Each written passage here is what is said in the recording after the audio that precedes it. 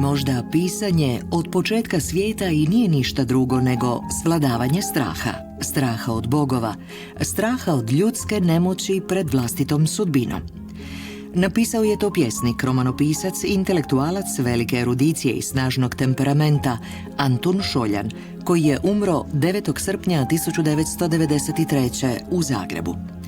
Kao mladi autor, Šoljan se među prvima odvažio suprotstaviti tadašnjem socrealističkom modelu književnosti.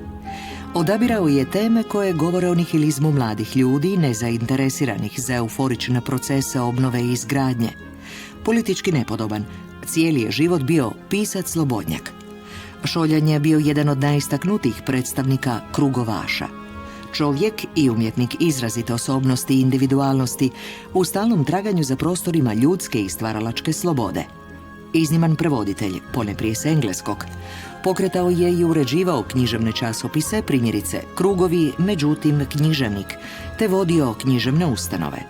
Nije bilo žanra u kojem se nije okušao.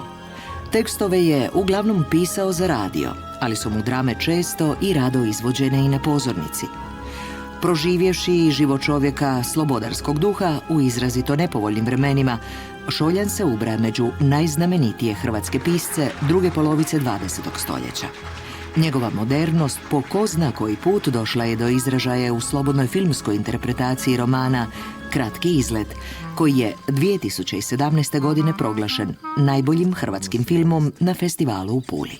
Stalno smo ponavljali iste polemike sa sitnim varijacijama, jer smo redovito zaboravljali o čemu smo pričali prethodni dan.